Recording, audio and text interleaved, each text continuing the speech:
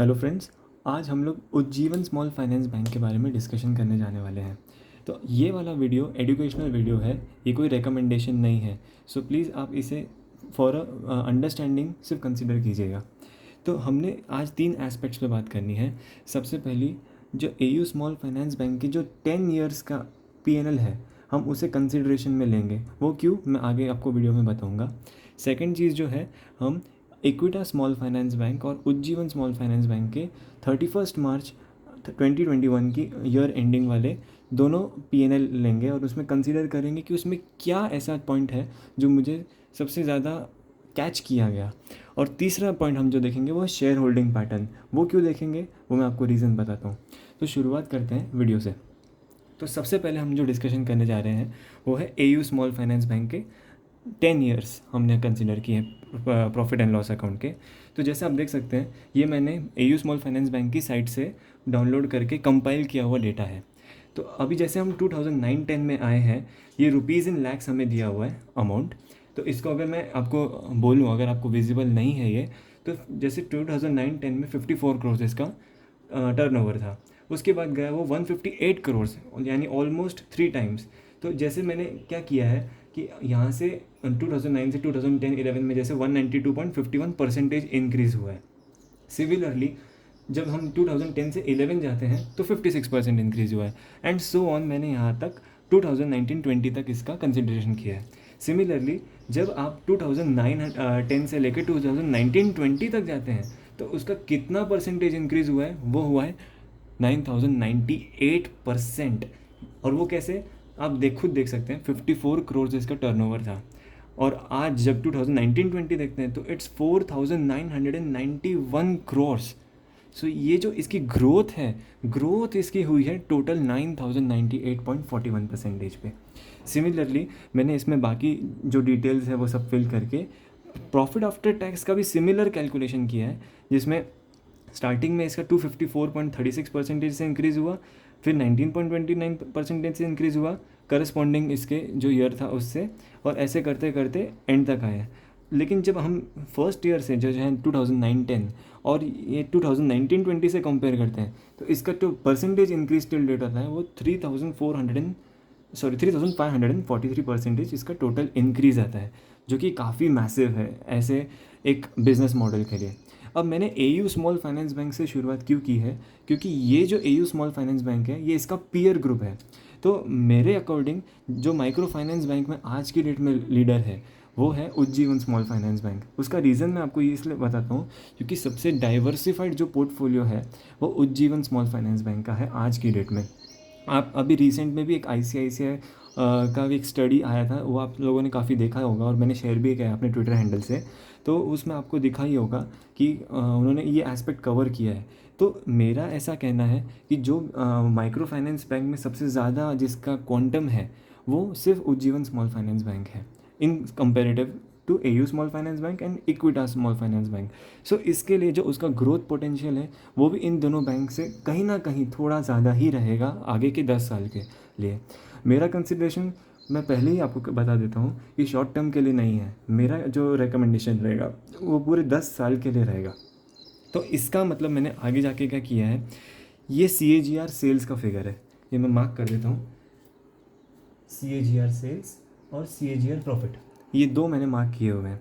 तो अब यहाँ पे हम क्या देख रहे हैं कि जो CAGR है वो पहले 46% से इंक्रीज़ हुआ है। ये मैंने कैसे कैलकुलेट किया है, ये मैं आपको जो एक्सेल शीट में जो आपसे बाद में शेयर करूँगा, जो जो मेरे फॉलोअर्स होंगे मैं उनके साथ शेयर कर दूँगा ये। तो ये जैसे 46% है, 53% है, 105% है, ऐसे कंटिन्यू करते करते इंक्रीज़ हुआ है। इसमें एक फॉर्मूला लगाया हुआ है मैंने जो कि एक्सेल शीट में लगा है, प्लस CAGR प्रॉफिट है उसमें भी सिमिलरली फार्मूला लगा के मैंने कैलकुलेट किया है। अब मैंने नेक्स्ट चीज़ क्या की है, जो CAGR सेल्स है उसमें मिनिमम से मिनिमम जो CAGR था उनका वो है 46%, और सिमिलरली जो CAGR प्रॉफिट का है वो सबसे मिनिमम टू मिनिमम 41% है। तो मेरा कंसिडरेशन क्या था कि 41% CAGR से minimum to minimum Ujjivan small finance bank आगे जाके इंक्रीज़ होगा। सिमिलरली अब मैं आगे जब बढ़ता हूँ तो मैंने क्या किया है, ये जो इंक्रीज टिल डेट है 3543, और यहाँ पे दिया है मैंने estimated selling price of Ujjivan small finance bank in 10 years.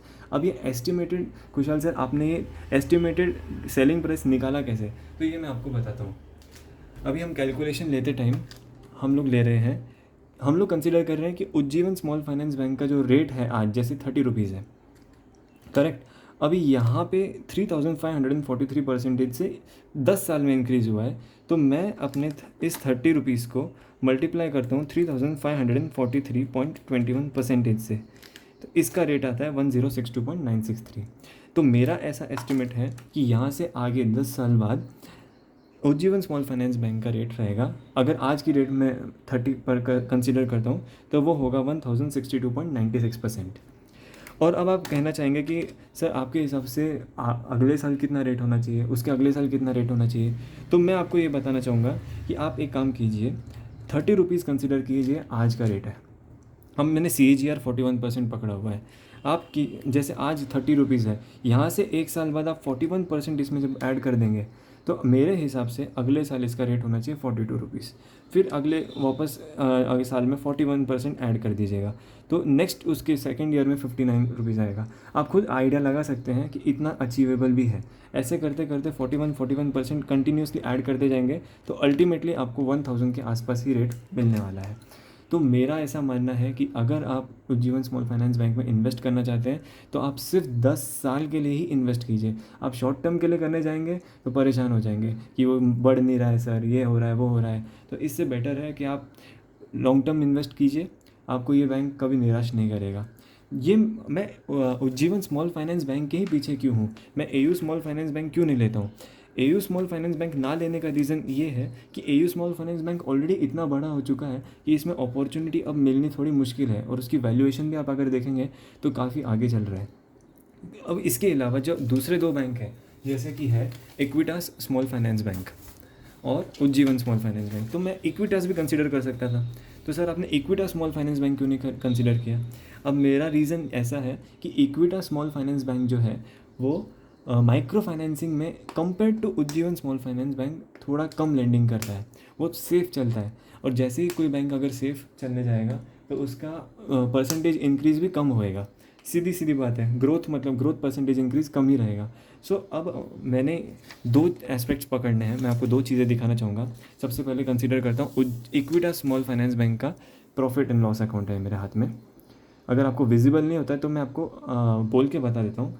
अभी जैसे फॉर एग्जांपल आप देखेंगे तो यहाँ पे नोटेबल जो चीज़ है जो 31 मार्च 2020 है, अगर आप देख सकते हैं तो 31 मार्च 2020 में इसका जो फाइनेंस कॉस्ट है, जैसे ये प्रोविज़न फाइनेंस कॉस्ट नहीं, प्रोविजंस जो मारा है वो है 246 करोड़ 31 मार्च 2020 में मारा है। और सिमिलरली अगर आप 31 मार्च 21 में देखेंगे तो ये है 375 करोड़ का मारा है। तो अगर आप परसेंटेज इंक्रीज़ देखेंगे कि कितना परसेंटेज इंक्रीज़ किया है इन्होंने प्रोविज़न में, तो वो है माइनर किया है इन्होंने, 50% किया है कोरोना पीरियड में। लेकिन जब आप इसके ग्रॉस NPA फिगर पे देखेंगे तो ग्रॉस NPA फिगर यहाँ पे 3%, ये है 31 मार्च 20 में। लेकिन अगर परसेंटेज ग्रॉस NPA ये कोरोना पीरियड में देखते हैं 31 मार्च 21, तो ये 3.73% है। तो मेरा सस्पिशन अराउज ये होता है कि इतना कम NPA आ रहा है, वो भी कोरोना पीरियड में, जबकि इसी सिमिलर पीरियड में जब 31 मार्च 20 में हम उज्जीवन का कंसिडर करने जाएंगे तो इसका जो ग्रॉस NPA फिगर है वो सिर्फ और सिर्फ 0.97% है। 0.97%, जो उसका इक्विटास का 3% था। लेकिन अगर आप जब 31 मार्च 21 का देखेंगे तो 7% है।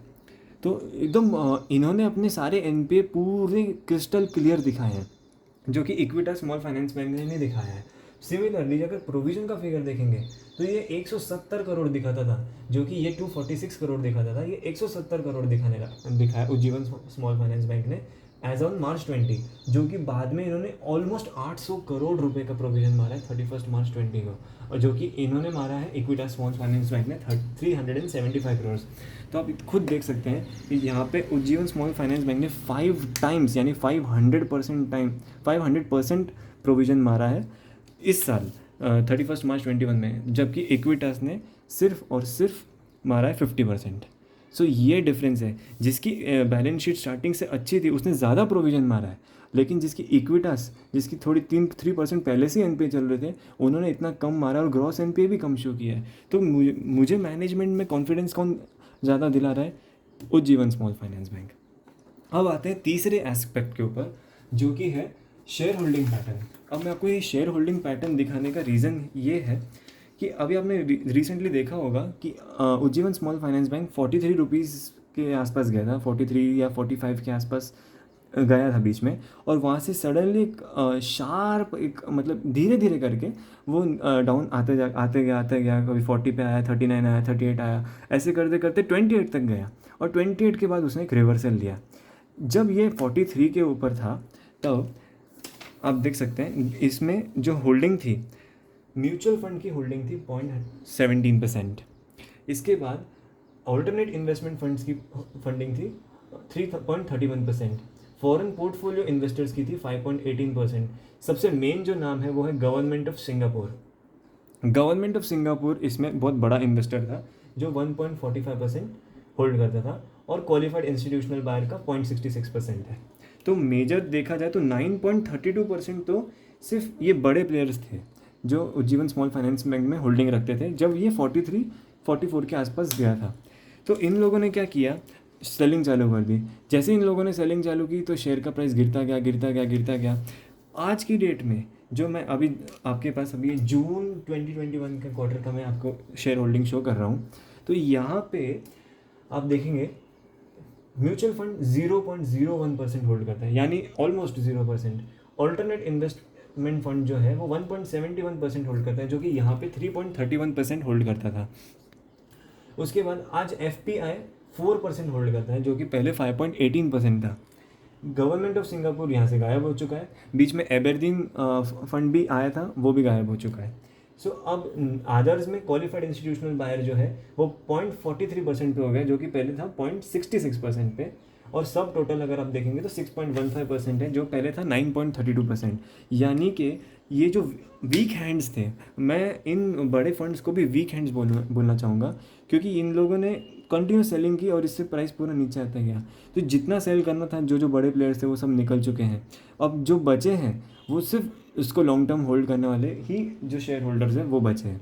तो यहाँ से मैं ज़्यादा डाउनसाइड देखता ही नहीं हूँ। तो यहाँ से जैसे ये बाकी सारे भी एग्जिट हो जाएंगे, जो म्यूचुअल फंड्स हैं या ये सारे, इन लोग अगर एग्जिट हो जाते हैं और रिटेलर्स के हाथ में जैसी ये पोर्शन आ जाता है, उस दिन से आप देखिएगा कि उज्जीवन स्मॉल फाइनेंस बैंक में एक बहुत तगड़ी रैली आएगी।